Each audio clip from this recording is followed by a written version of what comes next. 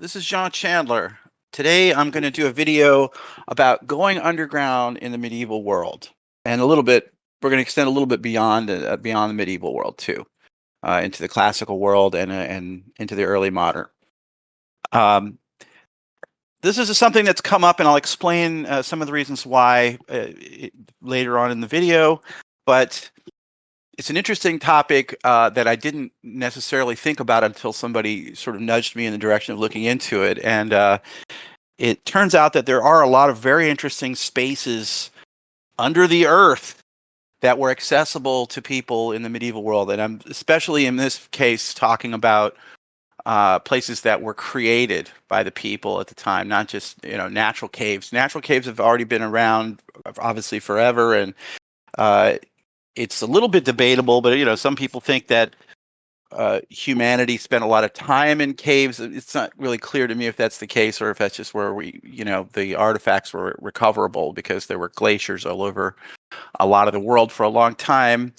But anyway, we're going to get into underground spaces that medieval people could enter and explore and participate in and work in, especially, and sometimes seek refuge in and do other things. And let's just jump right into it. So the very first example, and probably the most important, arguably, certainly the most widespread, is mining. So mining underground goes way back, and it's not entirely clear how far back, but it seems like well into the Neolithic period, let's say. Certainly it was already widespread by the early Bronze Age or the Copper Age. This is how they were getting some of the metals. Mining took place on the surface, much as it's done quite often today. It's sort of strip mining, like clearing out debris, clearing out rocks that are exposed on the surface and going after the ore that you want or whatever material it is that you want to get. But the veins, the pay dirt, the part that they were actually looking for, was often deeper underground, and they would follow the vein and try to go underground. This is tricky. Getting underground is tricky for a bunch of reasons. You can get down there to a point, but pretty soon you run into a variety of problems because it's a difficult environment.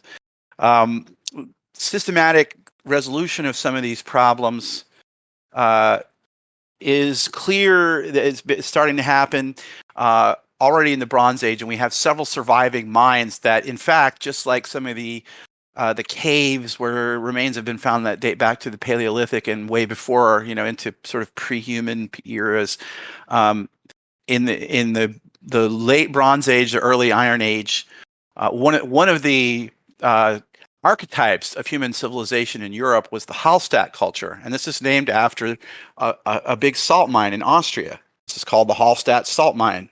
And this is a really interesting place that seems to have been operated for about 3 centuries by this particular culture. It probably existed before them. They just seem to have systematically expanded it. And it's one of the first examples where we can see some of the architecture that they created and the engineering that went into exploiting this space. So there's actually a sloped stairway that's made out of wood that dates all the way back to this period in the 7th or 6th century BC. So it's really old, and they're able to learn a lot about it. They found lots of artifacts in this cave, of course. There's a cemetery that's in this mine. And there's a cemetery that's right next to it that dates back to the earliest periods of the Hallstatt culture, which have artifacts in there, that everything from weapons to textiles. There's surviving textiles. We can see that they made weaves that look a little bit like tartans, that look a little bit like these sort of complex plaid kind of patterns that we see in the British Isles. And so we kind of associate with Gaelic cultures in the British Isles, but this is much earlier and in this part of what's now Austria. And lots of other artifacts, so that enough that we got a sense that the archaeologists and historians had developed a sense of who these people were. This particular mine was a salt mine, and salt was extremely important to early civilization. Salt is key to preserving food. It's used in tanning leather. It's used for all kinds of other industrial applications, and it's part of the diet. You need salt in your diet. So a lot of the earliest signs of human engineering in the world are associated with the production and distribution of salt. Like the oldest roads in Europe are salt roads. The Germans call those Salzweg, and they're all over the place. There's salt roads that going back to the Bronze Age, in Italy and what's now Germany, and in Spain, and pretty much everywhere. Certainly in continental Europe, you'll find these roads, and you end up being used, some of them, for other things. But these are some of the oldest and most important. And salt is something that's abundant, and it's not as rare as something like gold or something like that. And it's easy to dig through. So salt mines become quite extensive. It's easy to dig through, and it's also fairly stable. So you can dig down into it, and it doesn't collapse on you so easily. So it's actually one of the most useful, relatively accessible and in demand, mining goals. Let's say a couple of engineering features that are really interesting. One of them is that in the 16th century, as the mine continued to be developed, kind of went through a phase where the Romans were running it, and then eventually it was the various barbarian cultures that were there, and then the medieval culture. And in the 16th century, because the mine itself is so inaccessible, it's in an area of very steep hills and mountains, and it's hard to get to. It's like kind of a difficult trail. It's not easy to transport goods over. So they built a pipeline that extends for 40 kilometers, and it was made out of 13,000 hollowed out trees. This was a technique that actually goes back to Roman times, but was heavily utilized in the medieval world, both for industrial purposes like this and also for making water systems, which is something we'll get into a little bit later in this video. But yeah, there's a 40-kilometer path, and this pipe brought brine, which is very salty water, from where the mine was to somewhere else that was easier to get to and easier to where they could process it, which basically means dry it out into salt crystals. A very common way to process a mine. So, and then the other thing is that apparently, because there's so little flat ground that you could use along the way to the mine. I just read that there was something called the Upper Path that was a trail that went to the mine that partly passed through a bunch of people's attics, in homes that were built up in all the sort of available space that was all the flat ground that was on the way toward the mine, which, oh man, I would love to see that. It doesn't seem to, I couldn't find any images of this, so it doesn't seem to have survived. But what an interesting context, I think for fiction, for gaming. I mean, I would just love to see, something going on, some sort of drama going on in the Upper Path, through a bunch of different people's attics. I mean, just imagine that sitting in your house, you can hear people walking through your attic. I don't know how that worked, but it's an interesting structure, and it's the first example of one of these mines that I'm showing you here, because mines are always at the forefront of technology. This goes from everything. We're going to explore some of the things that they did in the Middle Ages in just a second, all the way up to the steam engine was developed because of mines to improve mining efficiency. We'll come back to that. So we have mines being created by these early barbarian people that the Hallstatt culture is associated with the word Celts or Celtic, which historians sort of veer away from these days. It's kind of a little bit, this is maybe what the Romans called the folks that were, we would link to some of the same material culture, but it's very tricky as to what these people would really call themselves, or how do we define them? But we call this material culture, this body of material culture, the Hallstatt culture, which gives way to the Romans. So in this area, the Romans took over, and then the Greeks, of course, were also doing mining. Both in the case of the Romans and the Greeks, mining was focused on slave labor a lot. You would get, especially on a salt mine. Salt mines can be very tricky environments to work in because you're around salt all the time, and salt has a way of kind of eating at you. It can preserve things, but it's also not so great for your skin and all that kind of stuff. And there's sort of two approaches. to dealing with that. One of them is to just put an iron collar around somebody's neck and force them to do it at pain of death, which is basically what the Romans did. And then the other one is the medieval approach, which was partly, I think, to do with the fact that the technology was advancing so quickly. So by the time we get into the Middle Ages, there's more things that they're trying to mine. So they're, in addition to salt, lead, iron, copper, silver, and gold, they're also starting now to look for saltpeter, for sulfur, for alum, all different kinds of gems, of course, lots of other things. There's lots of things that the Romans didn't care as much about saltpeter or alum in their era. And a lot of the old mines are played out. So the medieval period starts off with the Carolingians, during the reign of Charlemagne, all the way up through kind of the high Middle Ages, when you've got some of these really prominent scholars like Albertus Magnus and Thomas Aquinas, who are trying to understand. They're trying to find, translate, and understand the classical knowledge, and that includes all this engineering knowledge. So they were trying to catch up with everything that the Romans really were the engineers. The Greeks were the philosophers and the great mathematicians and poets and playwrights and everything. But the Romans, it's hard to beat the Romans on engineering. So the medieval scholars were looking for Roman engineering if they wanted to figure out how to do something like build a mine. And up to the high Middle Ages, they're really catching up. By the time you get to that period, though, in the 13th century, let's say, the medieval period, the medieval engineers and the people that are doing the mining, who are the same people, and they're really artisans. They're not people necessarily. It's not like a guy that goes to universities in charge, because the technology is moving so quickly. They're using what they're finding from the universities, and they quickly adapt everything they could learn from the classical world, but then they take it a good bit further. And what that meant practically was that mining was going from mining largely into the sides of hills. Like if you're talking about underground mining, like they were going into parts of the earth that were above the ground, so that you could basically drill in from the side, and that makes it a lot easier to drain and to ventilate. These are the two biggest problems in a mine. But let's say there's the three biggest are draining, ventilation, and collapse.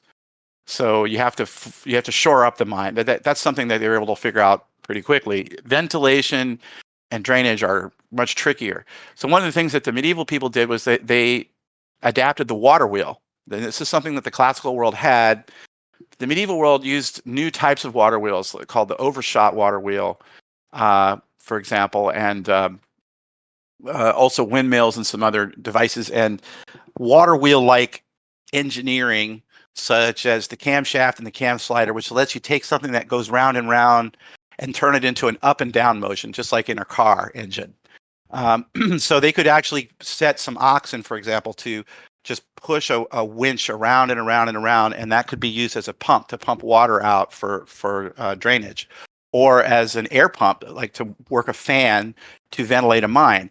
They also figured out passive ventilation, and you can see in some images here, like this is from something called the Berg altar, which is an altar piece that's in Saxony in a mining area, that shows a lot of the achievements of sort of the late medieval world in mining. And one of those is right here. You can see some examples of passive ventilation systems that are, these are called wind catchers. And this is probably something that they adapted from Persian sources. The Persians were really advanced at this, and the Arabs used it too. They used to actually use this to make ice at night in some places in Iran and in the Middle East, because of the passive movement of air that also creates temperature change. But in this case, the goal is really just to have airflow coming in and out of the mine, and in this case, without having to run any machinery.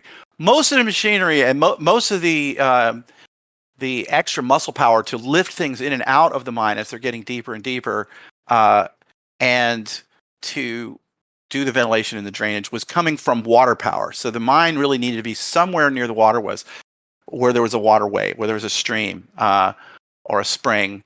And with the overshot water wheel and some of the other types, they didn't need a super fast flowing spring or a water source. Just a little bit of water that could fill up the buckets on the wheel would slowly turn the wheel.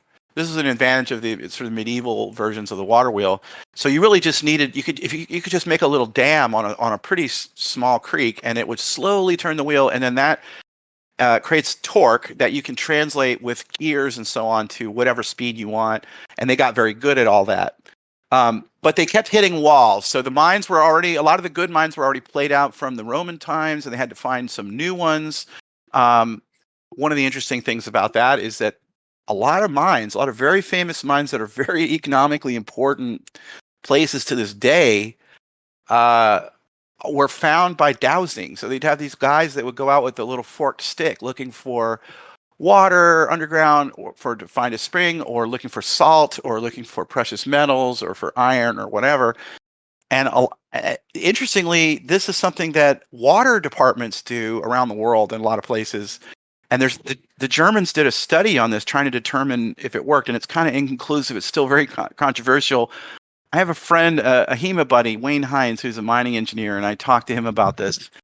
Because my theory is that maybe what they're doing is it's sort of like a form of meditation. Because I asked Wayne about this. I said, is there flora, like plants and flowers, that you could associate with certain mineral ores, like if you're looking for silver, let's say? And he told me, yes, there is. So that maybe this is part of it. They're looking for certain signs that are subtle, that tie into their life experience or their intuition. I don't know. It's hard to say, but this is actually one of the sort of superstitious aspects of mining that makes it into the early modern treatises, and we'll come back to that again.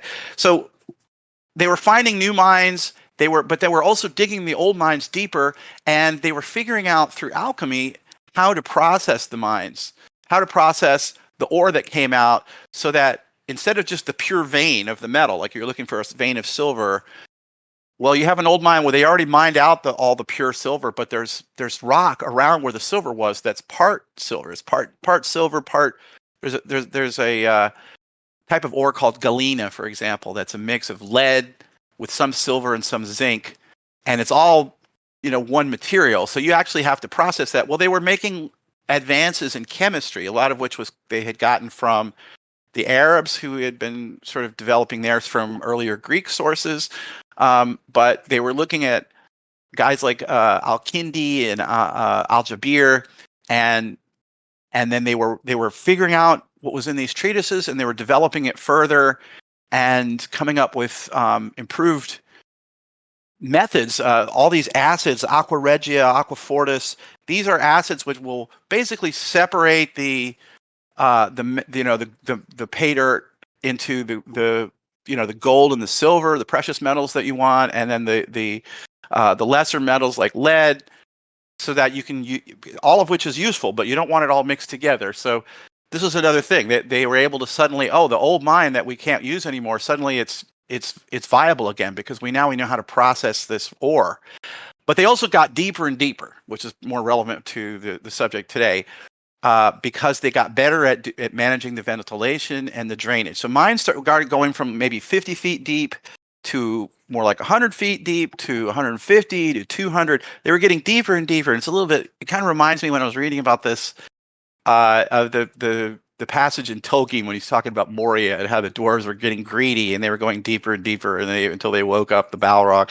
Well, this is kind of what was happening, and some people think that Tolkien was modeling the dwarves on these Saxons that lived in Transylvania down in Romania, because these are people that have been brought in as miners. And that circles back to something I was touching on before, that instead of slave labor, you had these people that were experts in all these sort of tricks of the trade, which were quite subtle. A lot of them were new, and they weren't widely understood. So the people that were the mining experts were able to negotiate really good deals with the people who owned the land, which a lot of times was an aristocrat, a nobleman, a lord. Sometimes it would be like a powerful city that was nearby, or also quite often, a prelate of the church, like an archbishop or a bishop or an abbot. And they'd say, look, we'll give you 80% of what comes out of this mine, but we want 15%, and then 5% is going to go to charity, because that was always the thing in the Middle Ages. And we have fixed working hours, and we're going to spend a lot of the time that we're working here is going to be spent on setting up the drainage, ventilation, and sanitation so that it's a safe environment for us. And I was shocked to find out that the mining in the Middle Ages was so much better in terms of conditions than the mining that you read about in the 18th or 19th century, and even really the first half of the 20th century at least. And in a lot of parts of the world today, mining is a hellish kind of a job. But there was a period in the later Middle Ages where it was the skilled labor kind of had the upper hand, and this eventually changed. So you had a boom and bust period. So this is a picture of the mine in Kutna Hora in Bohemia, what's now the Czech Republic, and this is one of the boom periods where they had the old mine that was a really productive silver mine that got played out because they could only get so deep and they couldn't process all the ore that they had. But and this happened several times in Europe, like kind of all across Europe. And it dovetails with the currency policies in Europe where somehow or another, all the precious metals in Europe, I think 50%, according to one study I read, was somehow or another ending up in Italy. And then the Italians were bartering that down the Silk Road to people in China and Iran and places like that, and Persia, where they were getting all the silk and the pepper and the cloves and all the other stuff from the Silk Road that was so valuable. And this was such a huge part of the trade in medieval Europe. And it created currency problems. So currency wasn't always being used all the time. People weren't walking around with like bags of gold pieces like in computer games and role-playing games. It was, it was the main currency, cash, was silver, and a lot of your larger transactions were just done on ledgers. So you would actually have letters of credit and things like that. It's a little bit more like today where we use the bank cards and stuff. So they didn't need nearly as much currency as was theoretically moving around in all the economic activity in Europe. But they had three currency crises where they ran out of currency, and this was directly related to the mines. And as soon as that happened, within a couple of years, all three times, they went through a frenzy of new developments in alchemy and in mine engineering, which opened up all these old mines. And then they found new mines too. So the Kutna Hora opened up like that three times, just like it happened across Europe. And this is an image depicting one of those boom times where you can see, the merchants, and there's musicians up top. There's this big party kind of going on, and then below you can see all the miners in their linen shifts with their little oil lamps, down there digging out the silver. And there's one of the things about the mines is that you'd have so many people working, and the working conditions are a little bit dangerous. But really, I think it's more to just how long the mine has been operational, that you have these cemeteries next to the mine, and the cemeteries get filled up, so they create ossuaries. So this is the ossuary in Kutna Hora. It looks really ghastly. It looks like something out of Texas Chainsaw Massacre or something, but it's actually a kind of a peaceful place.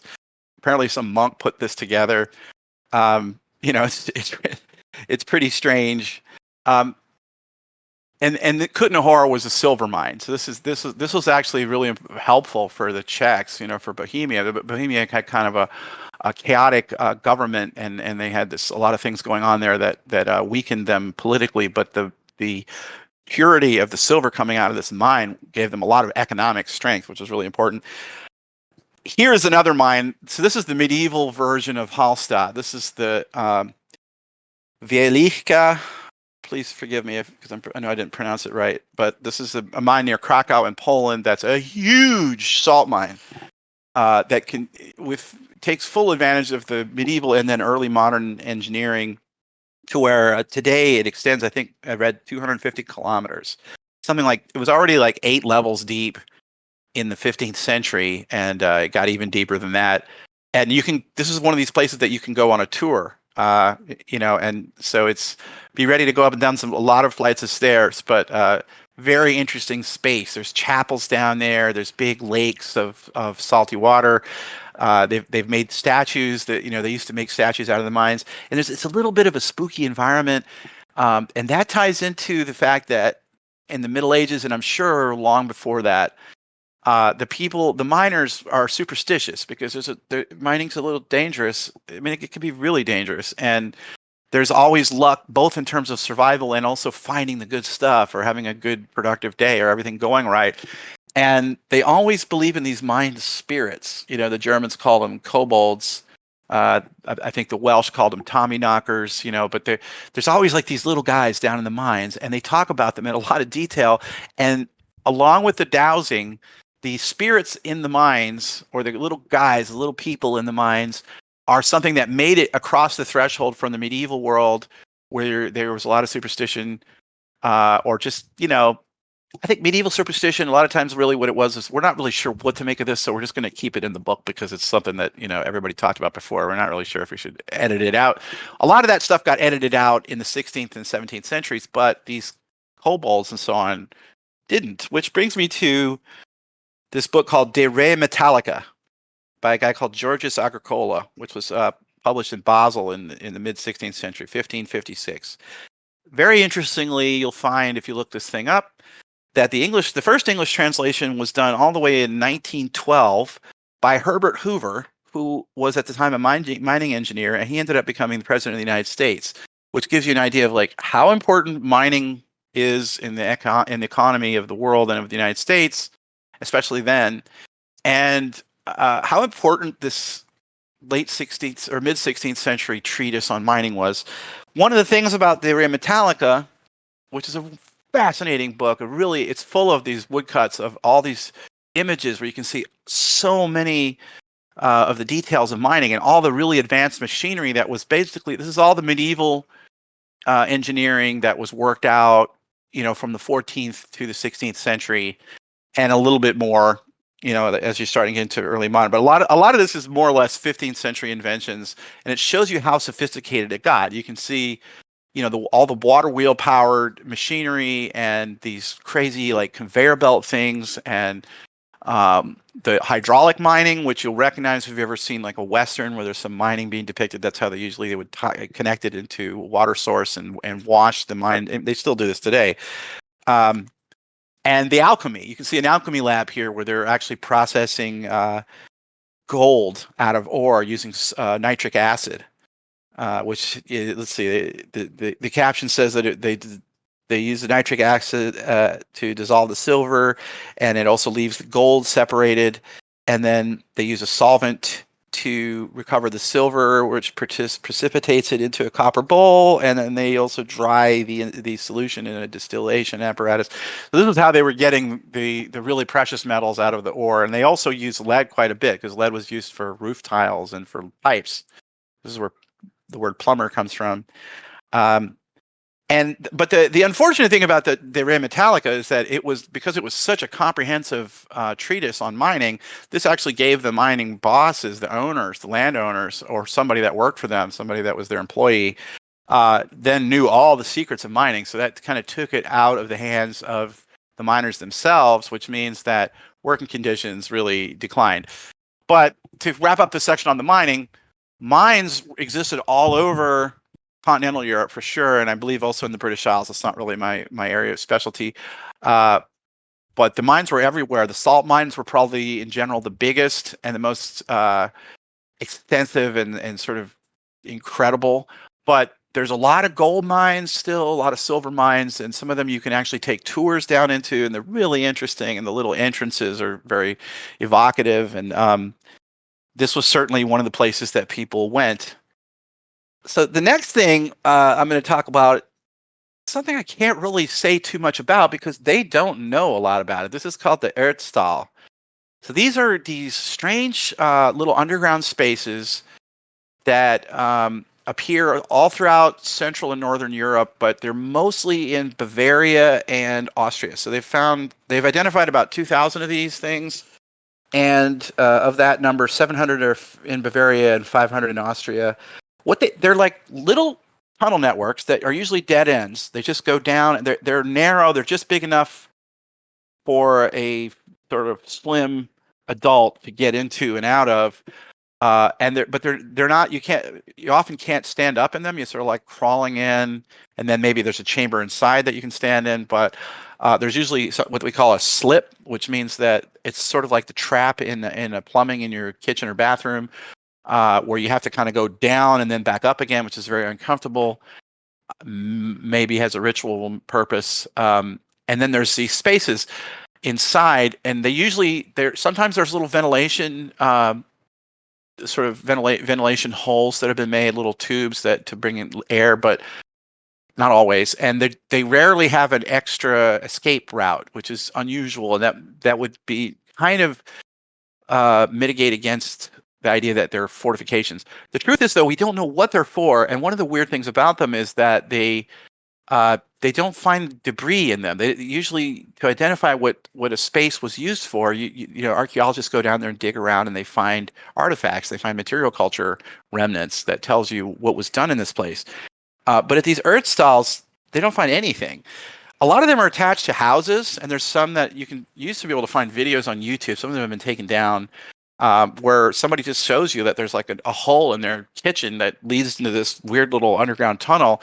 They start showing up in property deeds in the 14th and 15th centuries, but they're just briefly mentioned. And I think, you know, there's good reasons why people don't want everybody to know about the secret underground hideout on their land or attached to their house, because that's, you know, potentially it's useful for hiding things. You know, there's a variety of theories as to what these are for. Some people thought they were for, you know, for as refuges, or maybe to put your some of your livestock or your children in there. But because of the slip and the fact that there's no like usually there's no other way out. There's usually only one way in and out. It kind of seems like they wouldn't be refuges, because they're not very good refuges in that sense. The slip actually, though, can be a way to block gases. This is something that was used in the Chu Chi tunnels in Vietnam. Was that they would have a slip with water in it, just like the slip in your kitchen is there to, or in your bathroom especially, it's there to keep the gases from coming out of the sewer. It's making your bathroom smell bad. If you have a slip in the entrance to a tunnel and somebody tries to smoke you out, it blocks the smoke. You know, hopefully you have another ventilation opening somewhere that your enemies can't find. So that, you know, that kind of goes both ways. But they're not really big, and they don't seem to have had a lot of food stored in them, or if they did have things stored in them, it was cleaned up and taken out very carefully. So like another possibility is that they were ritual spaces. We don't really know for sure how far back they go, because there's not a lot of organic material in them, so they're hard to date. So the Erdstall is just a mystery, and it's a pretty big mystery. It's like, you know, there's 2,000 of these identified. There's probably significantly more than that. And that's about all I can say about the Erdstall, except I'd like to learn more. And if you know more, then you know, by all means, chime in on the comments, or come on the Discord and tell us about it. But that's the Erdstall. So I'm going to move on to the next thing, which would be underground temples, cliff churches, and shrines. So there's a lot of these, and I think we can generally, there's two reasons to do this: to put a church or a temple in a really inaccessible place, and especially where in places where it goes underground. One of them is for safety. So this is like well, here's Petra. I'm not really sure what the reasoning is for why it was built this way, but it's a shrine. It's very ancient in Jordan, very famous, beautiful. This is the Ostrog Monastery in Montenegro.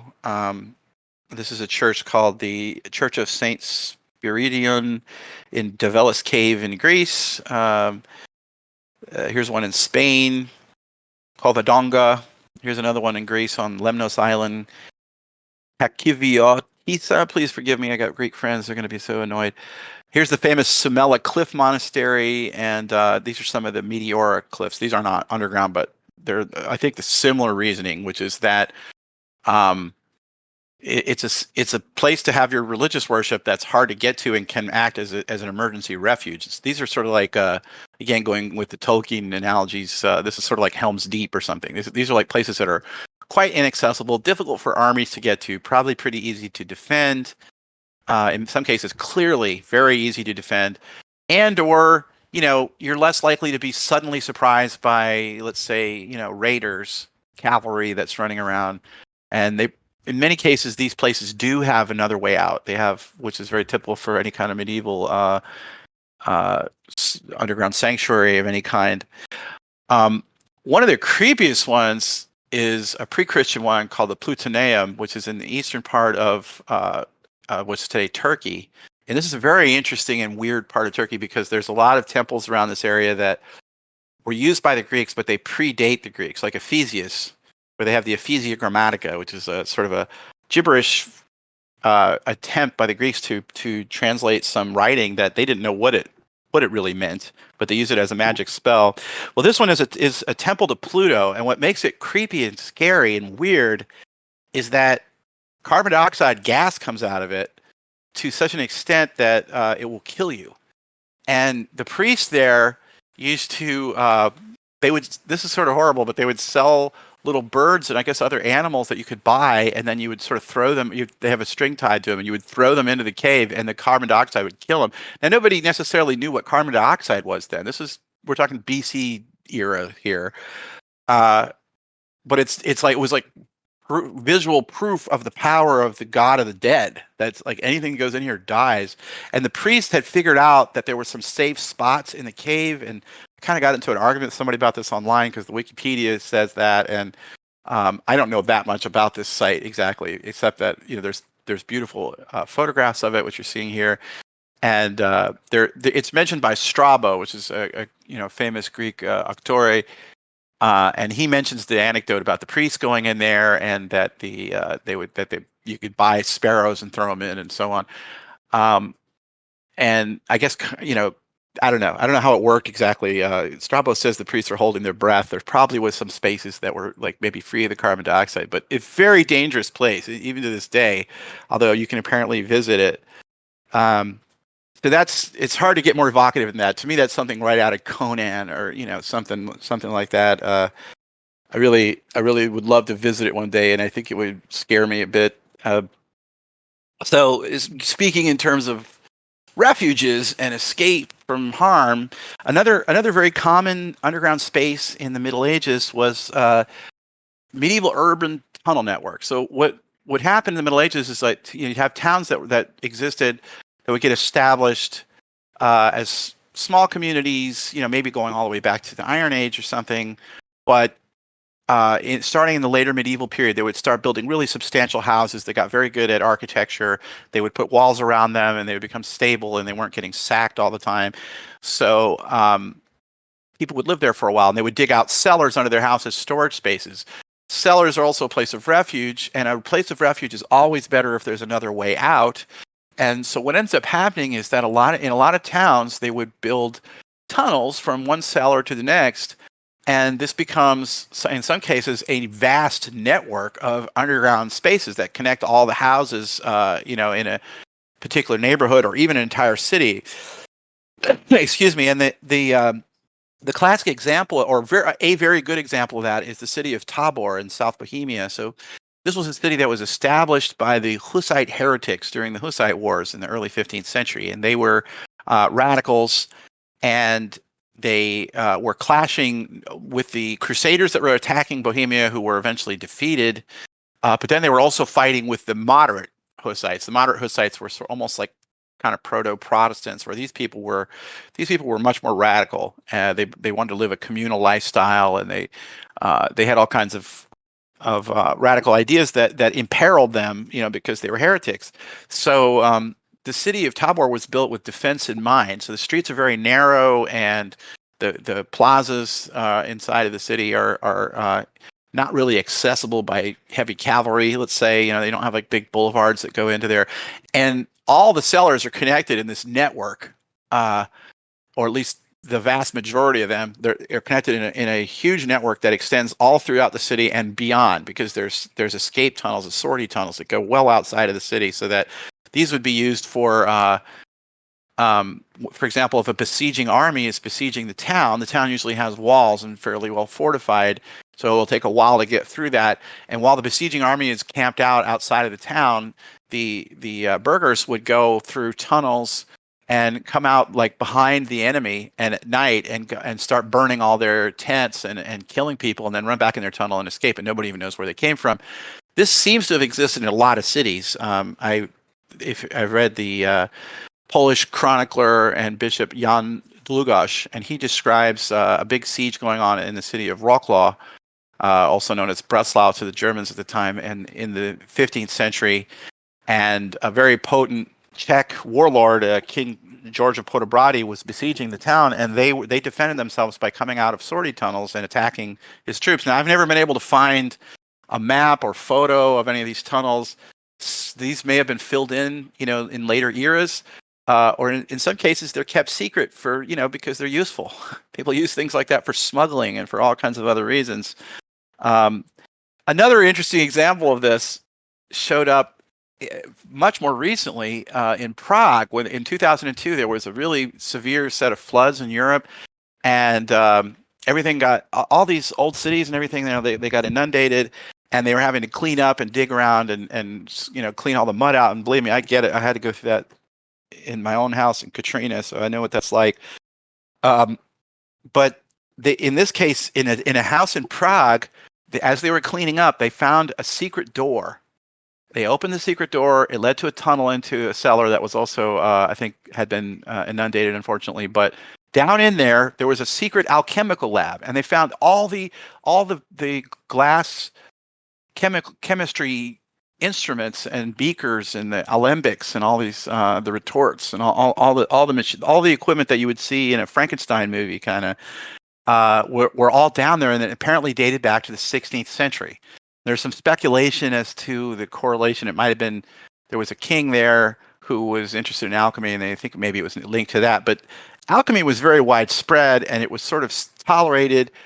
It could veer into illegal elements, so people would like to have a certain amount of privacy. It was also very important, as I mentioned previously, for mining and things like that. So, and for many other things, for fixing dyes and all sorts of other purposes, for pyrotechnics, creating gunpowder and all kinds of other pyrotechnic compounds. There was obviously a fully mainstream use for alchemy, but alchemy could also be used to make poisons and dangerous drugs and all kinds of nefarious things too. And sometimes people didn't necessarily want everybody knowing about what they were doing.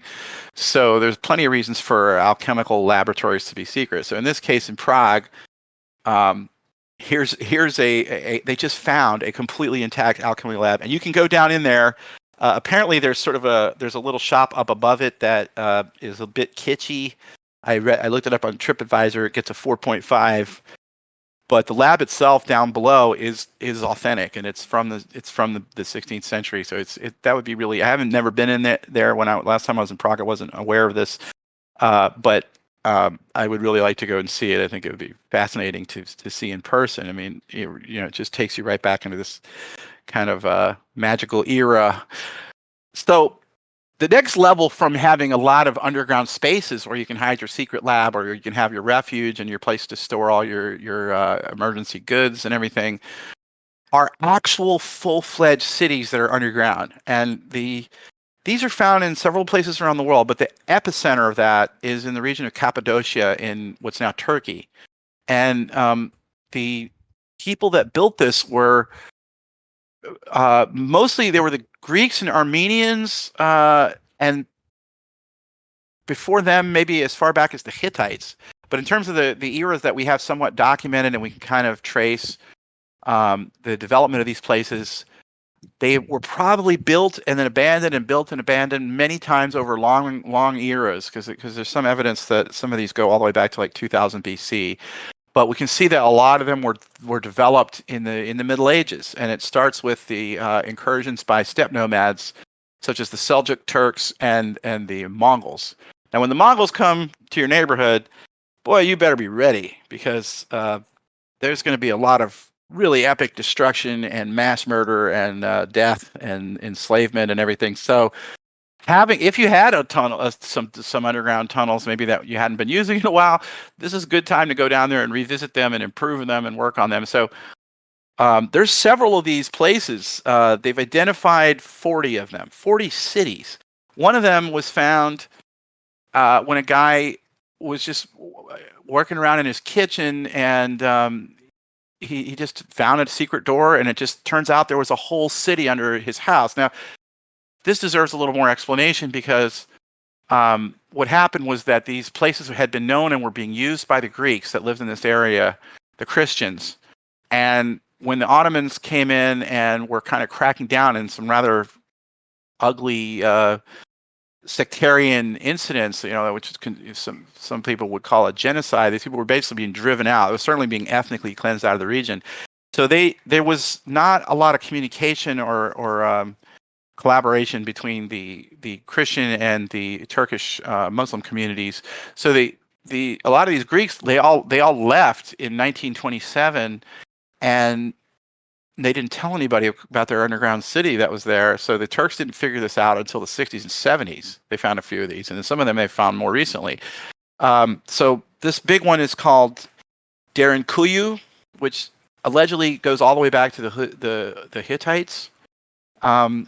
This is another one that's called Kaymaklu.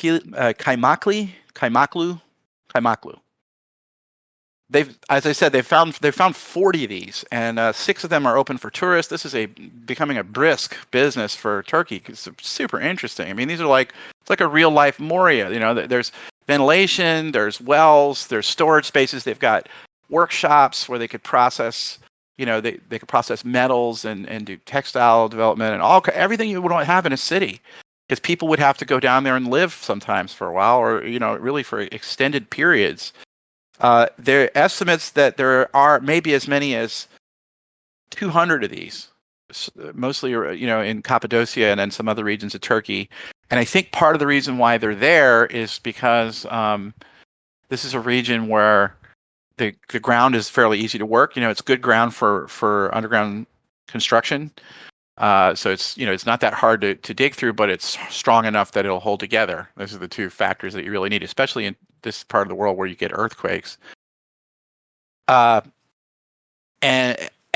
they're refuges. Some people might know about some and not want to tell anybody. It's a good place to go if you had to go. I mean, if there's what if World War III breaks out? You got a incredibly massive underground bunker that could house thousands of people. It's just really amazing. Another urban connected feature, or where you would be able to go underground and see lots of interesting things, is that in the Middle Ages they got very good at developing water systems. This is something that does not fit the trope. The trope is always that everybody in the Middle Ages was filthy and everything. I'm not going to get into all that, but in the reality is that most medieval towns were built. I think every one of them was built on some kind of spring or a freshwater, a good, clean, fresh source of river water, where that they would use specifically just for the potable water, and then they would have other water sources that they would use for running water wheels and for their sort of sanitation, to drain the gutters and all that. These are going to be 2 separate things, and they made some really beautiful water systems, and I've always been really interested in those. So this is some pictures of the Bottini in Siena in Italy, which was developed in the 14th century from an earlier, a little bit simpler system. These had underground spaces and tunnels that were sort of like underground aqueducts for the water to protect the water so that trash wouldn't get into it. And this was also subject of law, in Danzig and Gdansk. There was all kinds of strict laws on throwing trash in the water that they use as a water source, but also putting it underground helps protect it that way. And then they also used pipes like in Hallstatt with the brine pipe. They had water wheel driven drills that would hollow out logs, and then they would put the logs together with pitch, and that would make a network of pipes, very much like what we use for water distribution today, but ours are made out of plastic or iron or something else. But they have these water systems, and the one in Siena is still potable to this day. That's also true in Bern, and if you ever go to Switzerland, a lot of them, quite a few places. I went on a big road trip a few years ago, and I checked out a whole lot of these, and but the one in Siena, there's this underground tunnel that you can get into. There's another one this one called Piscina Mirabilis, which is near Naples, and there's another one called the Cistern Romane near Faro. That might be a Roman one originally. And then probably the greatest example is Roman Byzantine in Istanbul, which they called Constantinople. And you can see here that's just the vast underground cisterns where the water was kept safe and cool.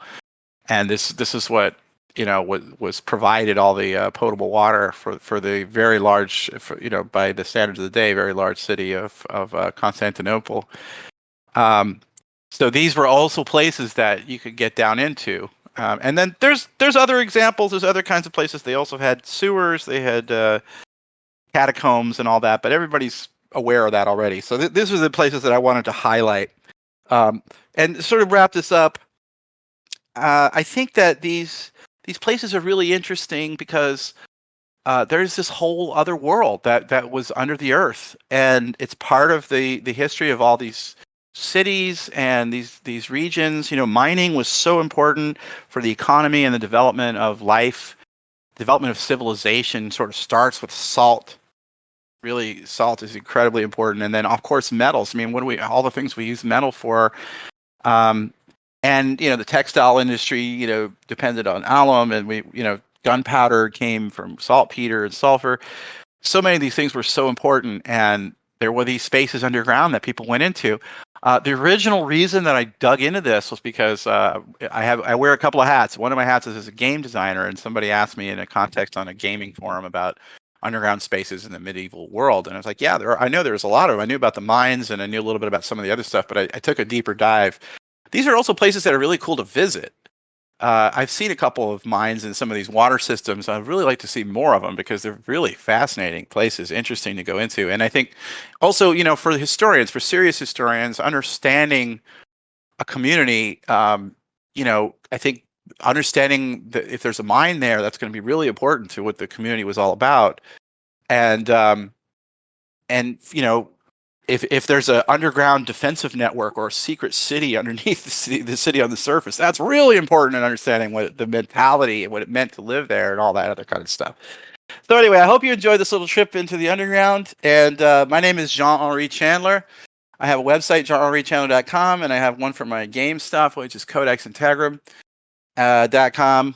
And yeah, give us a comment if you'd like this thing, or if you just want to ask a question, or if you know something about this that I haven't heard about yet. And hope you enjoyed the little talk and the pictures, and look forward to catching up with you next time.